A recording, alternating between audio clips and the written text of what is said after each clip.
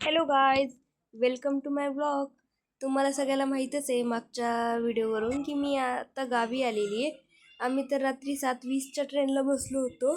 सकाळी 5:30लाच येणार होती, पण आम्हाला 8 वाजवले त्या ट्रेननी. काय मग आल्यावर हे सगळं थोडंफार आवरलं आणि सगळं गौराईच्या आगमनाची सगळी तयारी चालली आहे आमची इकडे. घर वगैरे सगळं स्वच्छ करायला चाललं. सगळं स्वच्छ पाहिजे सगळं. मस्तपैकी घर वगैरे धुवून घेतलं. थोडंसं मज्जा मस्ती. हा माझा भाऊ आहे. आम्ही मस्त सगळ्यांनी सोबत काम केलं तर लवकर होतं.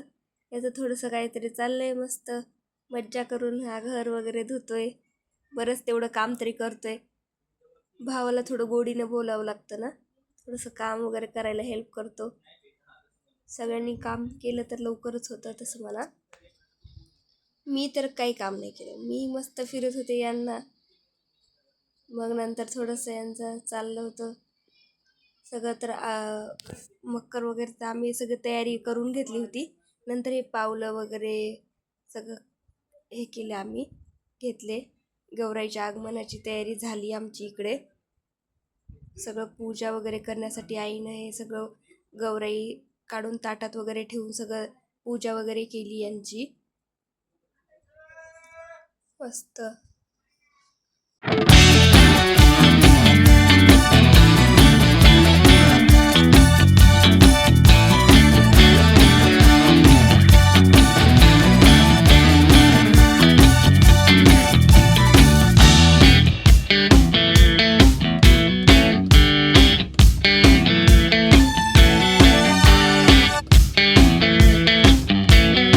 इकडं सगळं दुपारीच सगळं करून ठेवलं होतं मकर वगैरे. तुमच्या इकडे मकरला काय म्हणतात? आमच्या इकडे तर मकर वगैरे म्हणतात. हे आम्ही पहिलंच सेट करून ठेवलेले, म्हणजे लोखंडी तयार वगैरे करून ठेवले. नंतर हे सगळं आम्ही डेकोरेशन वगैरे केलं सगळं, हे घराला तोरणं वगैरे लावून. आणि मध्येही आम्ही म्हणजे रात्री 7-8च्या आधीच हे सगळं करून ठेवलं होतं.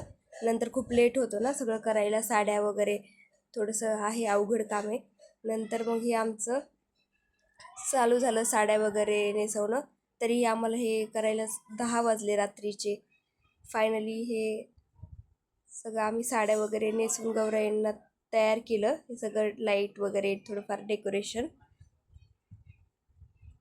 तर हे अशा आमच्या गौराईंच्या साड्या नेसवणं झालत्या. ही वाली माझ्या ताईनं नेसवली होती. तुम्हाला कोणती छान वाटती माझ्या कमेंटमध्ये मला सांगा.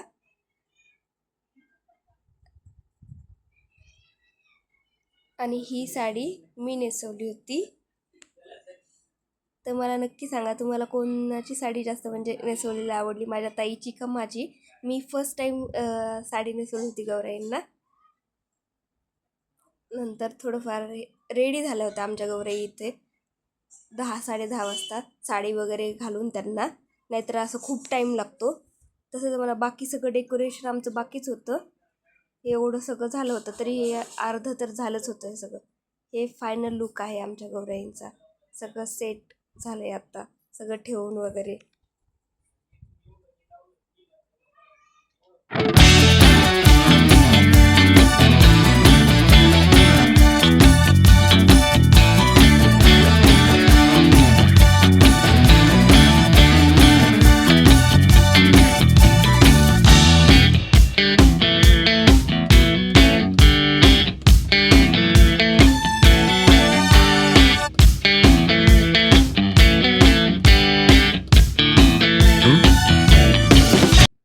फायनली आमच्या गौराई इथं रेडी झालेल्या आहेत.